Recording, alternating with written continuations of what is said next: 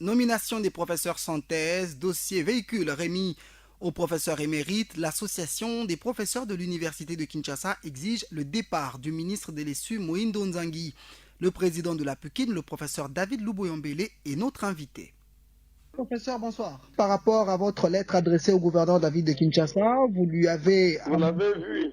Nous avons vu la lettre, vous lui avez annoncé pratiquement une marche de la place de évoluer jusqu'au Palais des Nations pour y déposer une pétition contre le ministre de l'ESU. Quels sont les griefs que vous reprochez à Mohindo Nzangi? D'abord, il faut dire que l'idée de la pétition est contenue dans la Constitution à l'article 27. Donc, tout Congolais a le droit d'adresser une pétition à l'autorité publique, individuellement ou collectivement, c'est ce que nous avons fait. Donc, qu'est-ce que nous reprochons au ministre Mohindo? Bon, il y a d'abord deux, trois choses. Sur le plan administratif, je crois que l'ESU est en train de mourir.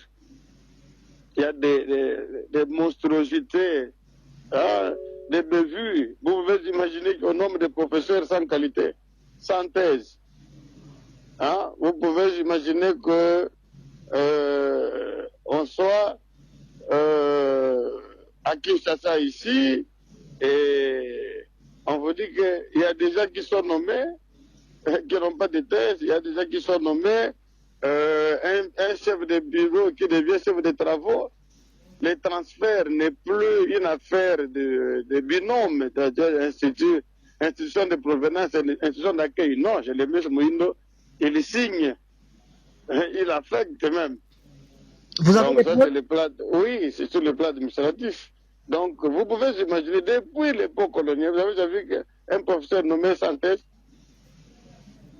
Vous avez Donc, des ça, on preuves, ne doit pas professeur? tolérer. Vous avez des preuves? Oui, nous avons des preuves, ce sont des arrêtés, ce sont des arrêtés publics. On n'a pas besoin d'aller ailleurs, ce sont ses propres arrêtés. Alors, sur le plan financier, mais les chefs d'établissement pleurent partout. C'est à tout moment qu'ils sont rançonnés. Il y a des quotités que deux, ce n'est même pas Ilunga Ilunkamba, qui n'avaient laissé que deux. Maintenant, le ministre, dans sa lettre, dans sa circulaire 023, il en trouve 22.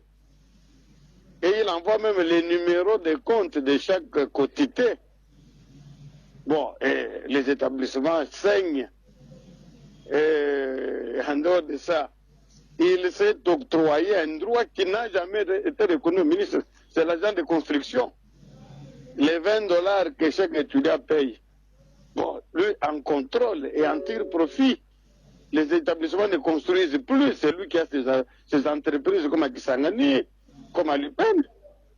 Alors, comment vous voulez qu'on laisse notre secteur sur qui les chefs de l'État et tout le monde font de l'espoir pour le décollage, mais avec des comportements, comment je dirais, rétrogrades, avec le mercantilisme à outrance.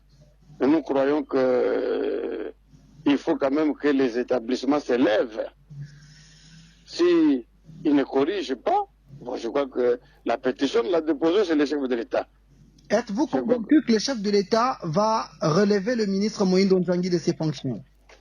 Bon, je crois que quand un ministre est insubordonné par rapport aux instructions du Premier ministre, qui peut résoudre le problème, c'est le chef de l'État.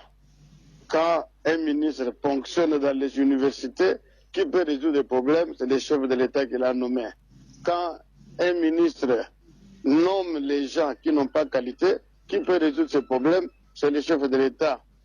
Quand un ministre, par exemple, dans les dossiers véhicules, il ajoute $5 000 par véhicule, qui peut résoudre le problème, c'est le chef de l'État. Quand un ministre amène les véhicules fabriqués en 2014 et qu'on les distribue aux professeurs émérites, qui peut résoudre le problème, c'est le chef de l'État, monsieur. C'est le chef de l'État qui nomme et qui révoque. Et c'est le chef de l'État qui, dans la politique du peuple d'abord, est à l'écoute de ce que ce peuple-là veut. En tout cas, les SU méritent mieux.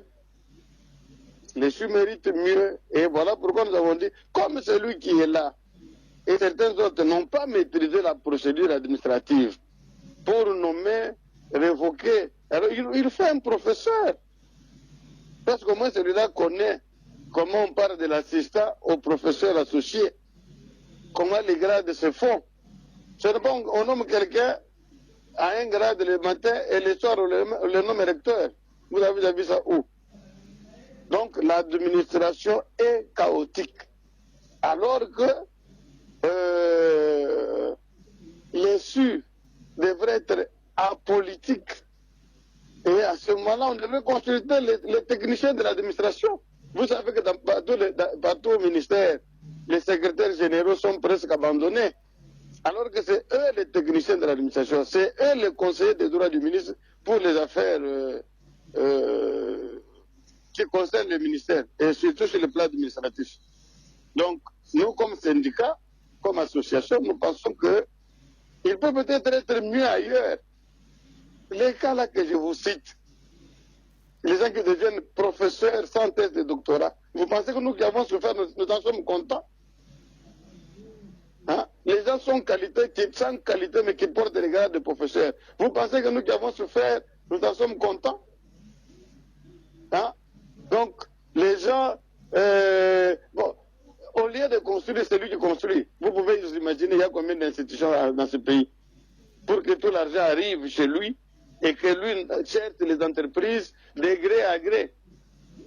Non, nous disons, la blague a trop duré. Même dans les dossiers véhicules, il y a un conflit d'intérêts. Hein? Vous avez déjà vu dans un projet, on empêche, enfin, dans un contrat de vente, allais-je dire, on empêche aux acheteurs d'entrer en contact avec les vendeurs. C'est quelle loi du marché? Donc voilà un peu les griefs. Vous soupçonnez qu'il y a eu des tournements dans cette affaire des véhicules? Oh, ce n'est pas soupçonné. Comment? Vous avez déjà vu un véhicule Hilux? Parce qu'aujourd'hui, vous pouvez aller à l'Internet. Mais on nous les vend à 40, 41 000. Mais c'est 35 000.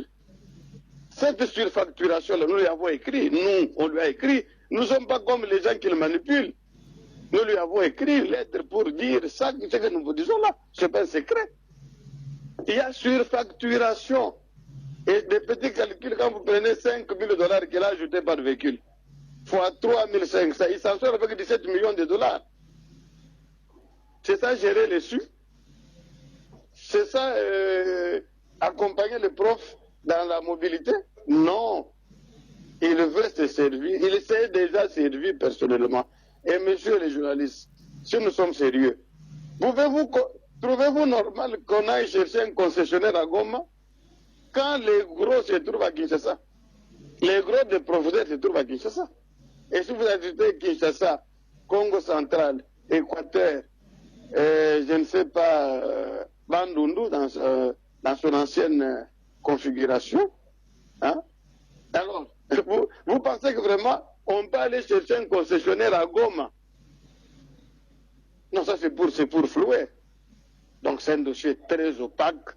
Nous voulons que les chefs de l'État les récupèrent et qu'on ait des spécialistes qui vont nous trouver des solutions. Peut-être que les choses vont aller vite. Et puis, vous pensez que les professeurs sont des enfants? J'insiste, hein, sont des enfants pour qu'on choisisse une marque pour eux. Messieurs les journalistes, vous trouvez normal? Nous sommes des enfants. Nous sommes des gamins pour que personne ne choisisse la marque de son goût.